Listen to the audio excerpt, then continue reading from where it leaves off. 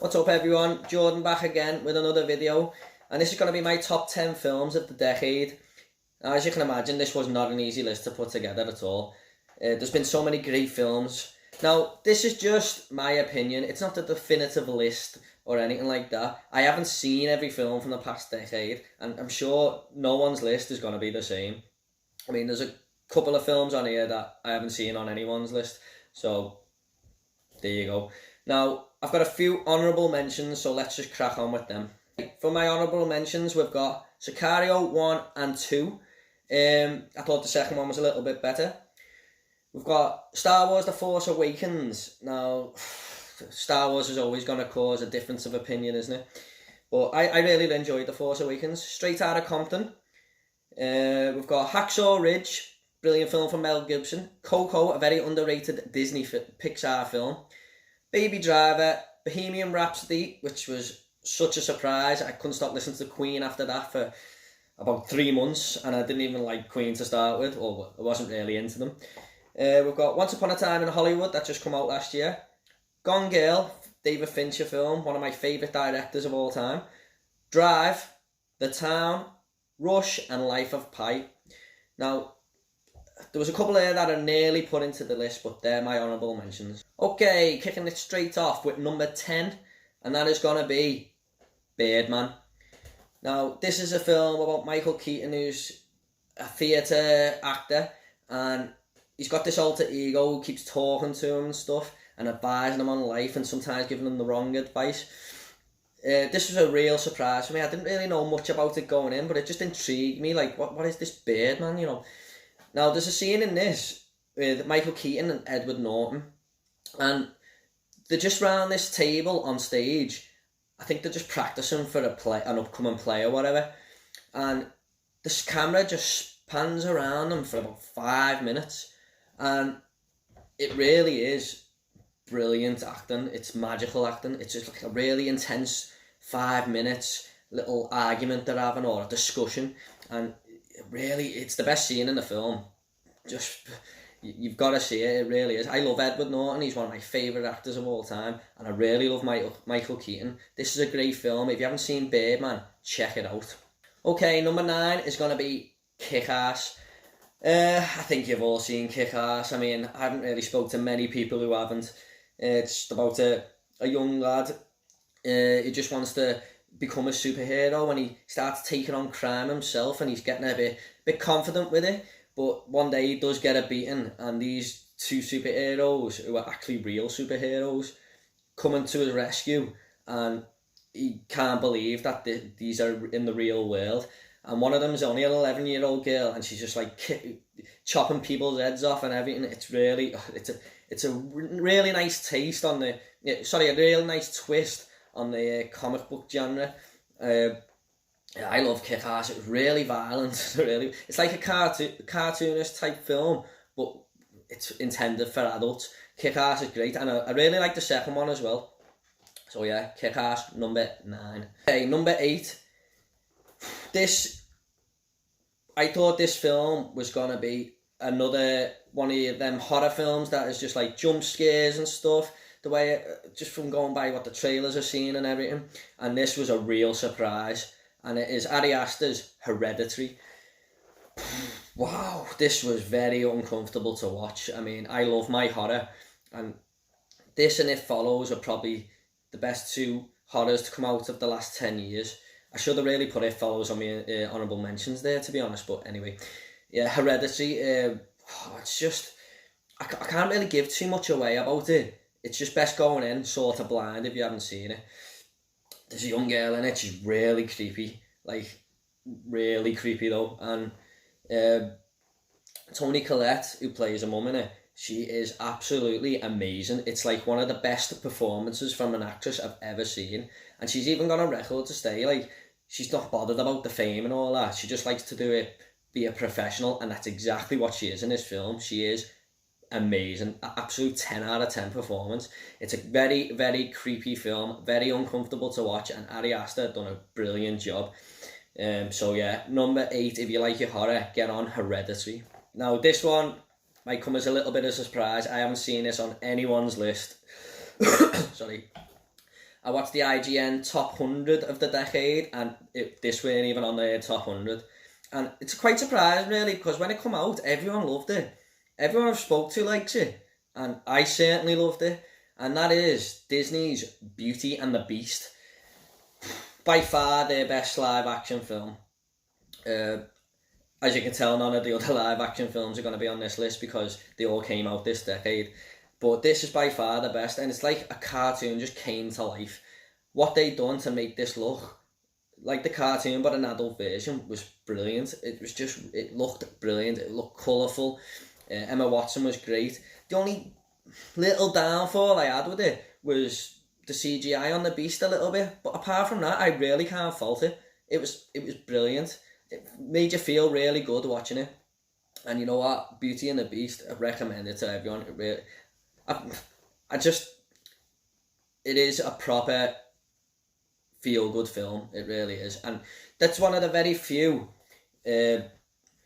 sort of remakes, or probably the only live-action Disney film where I would go back to that and maybe instead of the animated one. It would really be a hard decision. But to be honest, I probably will go back to that one. So number 7 is Beauty and the Beast. Number 6 is one of my favourite directors. And he just came back onto top form here. And that is The Wolf of Wall Street. Now, Leonardo DiCaprio did not get the Oscar for this, and he really, really should have. Okay, he got it for The Revenant, but I do sort of feel that was to make up for this. Not that he weren't great in The Revenant, but a lot of people said he should have got it for this, and he really should have. He plays this character who's just like, he works on Wall Street, but he just goes to the top, and some of the stuff that goes on in the office where he works, you wouldn't believe it. And this is actually based on a true story. I mean, he just gets up to all sorts, and all his co-workers are they're just crazy. Wolf of Wall Street, it's a long film, but I was never bored for 1 second. Wolf of Wall Street, I think most of you have probably seen that one, but it's so funny as well. It's Martin Scorsese, what a director he is. His CV is amazing, and this is one of his best, probably in his top 5. And that's saying something for a fella who's made so many great films. So number 6 is The Wolf of Wall Street. Okay, number 5, the only foreign film on this list. And it's a sequel, and it was better than the original in my opinion. And that is The Raid 2. Now, some of the fighting scenes in this film are just jaw-dropping. They really are. The first one was good. It was all took place in a tower block. This goes a bit further and goes into the organised crime gang from the first one and stuff, and it follows this cop who's undercover, and you're wondering for him, you're on edge for him, you don't want him to get caught, you're really on his side. But some of the stuff you see in this film, oh my god, some of the great car chases, some brilliant action scenes, there's violence, the fighting scenes are unreal. Honestly, this guy in this film, he knows how martial arts, he really does. The Raid 2 is absolutely brilliant. I haven't seen The Raid Redemption, and I really should. But yeah, The Raid 2, get on the first one as well, but The Raid 2 is a special film. Number 4 is a film that come out near the start of the decade, and it's a film by Christopher Nolan, and it is Inception. Now, this film is one of those very rare occasions where you watch it and you notice something more each time, and the film gets better and better and better. I've watched it 3 times now, and every viewing I thought it was better than the last. It can be a little bit hard to work out at first, but the more you watch it, the more you really do get it. And it's the second film on this list that stars Leonardo DiCaprio. This is the first time I seen Tom Hardy in a film, and he was the standout character, and he sort of went on from this to being more and more and more. But this is an absolutely brilliant film. There's skyscrapers folding in half, and some of the visuals from Christopher Nolan. I think this is one of the very first films that was filmed on one of the few 4K cameras in the world, and you can really see it. It looks brilliant. Inception, it's crazy, and it might not be for you the very first time, but if it's not, give it another chance, because Inception is absolutely brilliant, and this was on a lot of people's lists. I think it's in the top 20 on IMDb. I think, you know, so that says everything, doesn't it? So yeah. Number 4, Inception. This might not come as a surprise to many people. We are in the top 3 now, so I think a lot of people are going to like the top 3. Now this, not many films make me cry. I did not cry, but I was trying my best. I was choking on tears, and that is Toy Story 3. Wow. This is, in my opinion, the best animated film of all time. It's finished the trilogy off in an amazing way. The end of that film hit me in all the feels. Seeing the end of these character arcs and of all these characters that we've loved over the years. Toy Story 3, wow, what a film it is. It's just, it looks brilliant. It's sheer joy for an hour and a half. Adults can enjoy it, kids can enjoy it. You know, Woody and Buzz are in it, you know. And I know Toy Story 4 came out last year. I did enjoy it, but if that didn't exist, I wouldn't care, because this finished that trilogy off in the most perfect way. One of the best endings to a film you will ever see. So yeah, number 3, Toy Story 3. Okay, number 2. It was a toss-up between this and Toy Story for second place, but I just think this one edged it, and he is my favourite director of all time. And it's another film with Leonardo DiCaprio in. I thought there was just 2, didn't you? And that is Django. Wow, what a film this is. Absolutely brilliant writing from start to finish. Jamie Foxx is incredible. Leonardo DiCaprio, just on top form again. I just don't know how Tarantino writes this dialogue. I don't know where he comes up with it, but it's always brilliant. Now, Tarantino, I've said in one of my previous videos, there was only one real film by him that I didn't love, and that was The Hateful Eight. Now, if I was ranking Tarantino, this would be in the top 3. And that is saying something. From a director, it was absolutely amazing in nearly every film he makes. Django Unchained, and that line, "I like the way you die, boy." When he said that, I was just like, yes, what a quote that was. So yeah, number 2 is Django. Hey, we're at the top.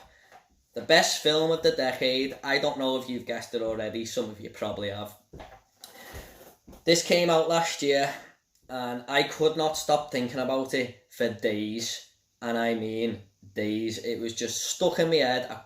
It was a whirlwind. I just kept thinking about it, and it was just what it was very, very close to being a 10 out of 10, and that is Joker. What can I say? Joaquin Phoenix, one of the best performances I have ever seen in a film. He's in every single scene. He carries the whole film, and to do this with a character who is so hard to get into, he just carried the whole film. Now, Todd Phillips made this, who made The Hangover, and a lot of people raised a few eyebrows, and this man can direct. As soon as the first scene where Joaquin Phoenix is just lying on the floor, and the camera pans out and you just see Joker, I thought, wow, this director's got something about him. I just knew from that moment that this film was going to be brilliant. And there was moments in the cinema where people were I could hear them gasping, and you know, it's just some of the moments in this film really are intense. Just the last 15 minutes especially. And there's a scene, you've probably all seen it by now, where he's dancing down the stairs. Wow, that is going to go down in film history, isn't it? As one of the best scenes of all time. If you haven't seen Joker, it's out on Blu-ray soon. Make sure you watch it. It's absolutely phenomenal. And you know what? I would have given this a 10 if it weren't for the last scene. Just before that last scene, I was like, I even said to myself in the cinema, just end now. It's perfect. And the last scene, that was the only problem I had with the film. The only problem. Everything else was perfect. I loved the way it all tied into, you know, the city of Gotham, and I don't want to give too much away, but you know, like it's got little ties here and there to Batman, and Oh, it was just brilliant. It's one of them comic book films, but it's serious, like a serious tone, and I love it when comic book films do that. So yeah, my number one film of the decade is Joker. Okay everyone, there's my top 10 films of the decade. I hope you all enjoyed it. I've got more videos coming soon. Leave in the comments below if you want what your favourite films of the decade were, if you disagree with any on this list. If you haven't seen any on this list, maybe you should check them out. I'll be back with another video soon. I don't know what it'll be. I think I'm going to see 1917 on the weekend. But yeah, you all take care now, and I'll see you all on the next video. Cheers, bye.